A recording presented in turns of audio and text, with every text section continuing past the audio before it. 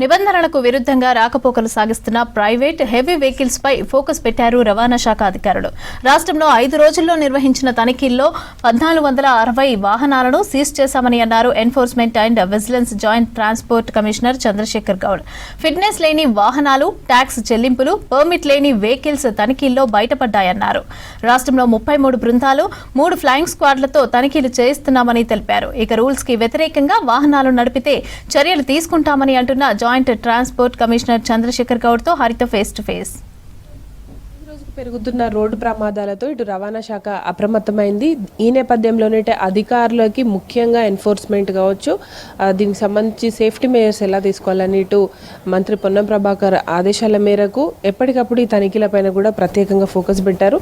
అయితే ఇప్పటి వరకు ఎన్ని వాహనాలను సీజ్ చేశారు, దాంతోపాటు ఎట్లాంటి చర్యలు తీసుకోబోతున్నారు, హెవీ వెహికల్ డ్రైవింగ్లో ఎట్లాంటి కఠిన నిబంధనలు ఉండబోతున్నాయి, ఇట్లాంటి విషయాలు అడిగి తెలుసుకుందాం. మనతో పాటు ఎన్ఫోర్స్మెంట్, దాంతోపాటు విజిలెన్స్ సంబంధించిన joint transport commissioner Chandrashekar Goud garu ఉన్నారు. సార్, ముఖ్యంగా ఈ మధ్యకాలంలో చూసుకుంటే హెవీ వెహికల్స్ అనేవి ఎక్కువగా మీరు తనిఖీలు నిర్వహిస్తున్నారు. ఇప్పటి వరకు ఎన్ని వాహనాలను సీజ్ చేశారు, దానికి సంబంధించిన ట్యాక్స్ వసూలు కూడా ఎంత మేర వచ్చింది? రోజు రోజుకు రోడ్డు ప్రమాదాల వల్ల మరణించిన వారి సంఖ్య అటు అంతకుముందు కోవిడ్ వల్ల మరణించిన వారి సంఖ్య కన్నా, వరదల వల్ల మరణించిన వారి సంఖ్య కన్నా, ఇంకా ఏదో ప్రకృతి విపత్తు వల్ల మరణించిన వారి సంఖ్య కన్నా ఎక్కువ ఉండడం అన్నది సమాజంలో మనందరికీ ఆందోళన కలిగిస్తున్నటువంటి అంశము. ఈరోజు మనం ఈ మధ్య కాలంలో చూస్తున్నాము, చాలా వాహనాలు, ముఖ్యంగా 70% ప్రమాదాలు మానవ తప్పిదాల వల్ల, డ్రైవర్ తప్పిదాల వల్ల జరుగుతున్నాయి. మిగిలిన 30% వాహనాలు రోడ్డు కండిషన్ బాగలేకపోవడం వల్ల, వాహన కండిషన్ బాగలేకపోవడం వల్ల జరుగుతూ ఉన్నాయి. కాబట్టి రవాణా శాఖ ఆధ్వర్యంలో గౌరవ మంత్రి గారి పొన్నం ప్రభాకర్ గారి ఈ మార్గదర్శకత్వంలో రోడ్ సేఫ్టీ పరంగా ఎన్నో విస్తృతమైనటువంటి కార్యక్రమాలు, అవగాహన, అటు 4 ఈస్ యాక్షన్ ప్లాన్. ఒకటి ఎడ్యుకేషన్, నిరంతరం అవగాహన కార్యక్రమాలు, స్టేక్ హోల్డర్స్ ఎవరైతే ఉన్నారో అటు ఆటో డ్రైవర్లు, లారీ డ్రైవర్లు, విద్యార్థులు, తర్వాత మిగిలిన వాహనదారులందరికీ విస్తృతమైన అవగాహన కార్యక్రమాలను ఎడ్యుకేషన్ అన్న దాని మీద చేపట్టడము. తర్వాత ఎన్ఫోర్స్మెంట్ అన్నది మాకున్న ఎగ్జిక్యూటివ్ స్టాఫ్తోని ఇప్పటికే జనవరి 1 నుంచి నిన్నటి వరకు దాదాపు 1,25,000 వాహనాలపై మనం కేసులు నమోదు చేసి వాటిని సీజ్ చేసి వాటిపై ఒక చర్యలు చేపట్టడం జరిగింది. ఇటీవల కూడా గౌరవ మంత్రివర్యులు పొన్నం ప్రభాకర్ గారి ఆదేశాల మేరకు మొన్న 12వ తేదీ నాడు 33 జిల్లాల్లో కూడా ఒక విస్తృతమైన ఎన్ఫోర్స్మెంట్ స్క్వాడ్ను, రాష్ట్ర స్థాయిలో 3 ఎన్ఫోర్స్మెంట్ బృందాలను కూడా ఏర్పాటు చేశాము. గత 4 రోజుల్లోనే దాదాపు 2,230 జిల్లాల్లో 2,200 వాహనాలపై కేసులు నమోదు చేసి దాదాపు 1,500 వాహనాలను సీజ్ చేయడం జరిగింది. దీంట్లో దాదాపు 160 వాహనాలు ఓవర్లోడ్కి సంబంధించినటువంటి వాహనాలు ఉన్నాయి. రాష్ట్ర వ్యాప్తంగా 3 ఏదైతే ఫ్లయింగ్ స్క్వాడ్స్ ఉన్నారో వారు కూడా ఈ 4 రోజులలో దాదాపు 250 వాహనాలపై కేసులు నమోదు చేసి వాటిని సీజ్ చేయడం జరిగింది. ఈరోజు రాష్ట్ర వ్యాప్తంగా కూడా ముఖ్యంగా మనం తీసుకుంటే ప్రమాదాలు ఓవర్ స్పీడ్తో మాత్రమే కాకుండా మిగతా ఏ విధమైన ప్రమాదాలు జరుగుతున్నాయని గుర్తిస్తే ఓవర్లోడ్ వల్ల ఇటీవలనే మనం చూసాము చేవెళ్ళ ఇన్సిడెంటు. అంటే ఓవర్లోడ్ అనేది ఉండడం వల్ల లారీ యొక్క బ్యాలెన్స్ తప్పడము, తర్వాత రోడ్డు కూడా డ్యామేజ్ కావడం అనేది జరుగుతుంది. కాబట్టి ఎట్టి పరిస్థితులలో వాహనం ఓవర్లోడ్తో మనం మోటార్ వాహనాల చట్టం ప్రకారము వాహనం రోడ్డుపైకి ఎక్కరాదు. దానిలో భాగంగా రాష్ట్ర వ్యాప్తంగా కూడా ఓవర్లోడ్పై మేము కేసులు నమోదు చేయడం జరుగుతుంది. అంతేకాకుండా ఇప్పుడు మొన్న ఒక వరంగల్ జిల్లాలో కూడా ఒక ప్రమాదము, అంటే ఆగి ఉన్న వాహనాన్ని, అంటే ఆ నైట్ పూట రాత్రి సమయాలలో విజిబిలిటీ తక్కువ ఉండడం వల్ల ఆగి ఉన్న వాహనాన్ని కూడా ఢీకొని కూడా ఈ మధ్య ప్రమాదాలు జరుగుతున్నాయి గుర్తించాము.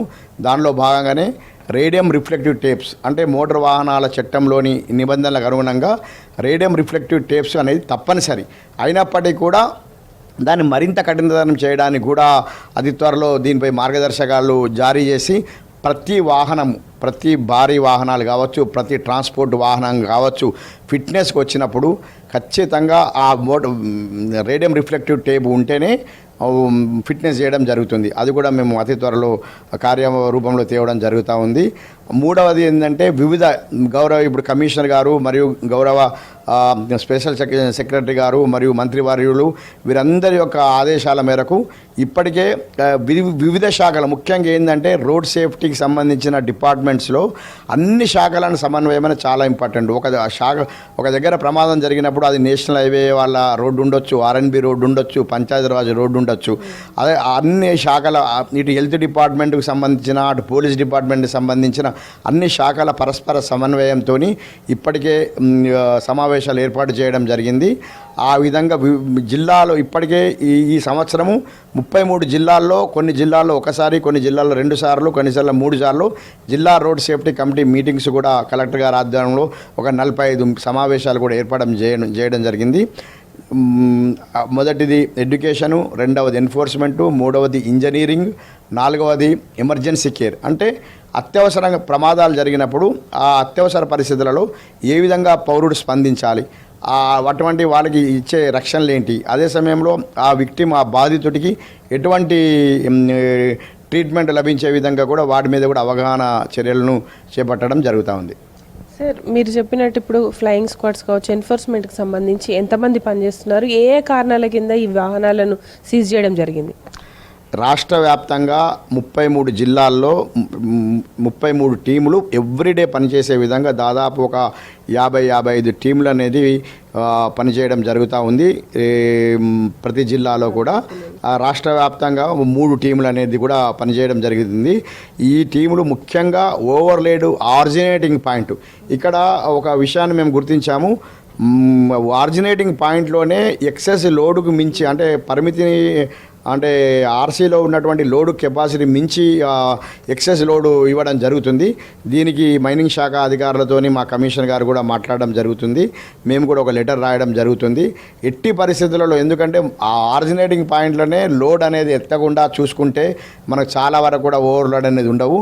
ఒకవేళ ఓవర్లోడ్ ద్వారా వాహనం ప్రయాణించి ఓవర్లోడ్ వాహనం పట్టుబడితే భారీ జరిమానాతో పాటు రిజిస్ట్రేషన్ రద్దు, డ్రైవింగ్ లైసెన్స్ రద్దు, పర్మిట్ రద్దు వంటి చర్యలకు కూడా వెనుకాడని విధంగా కూడా మేము గైడ్లైన్స్ అనేటివి రూపొందిస్తూ ఉన్నాము.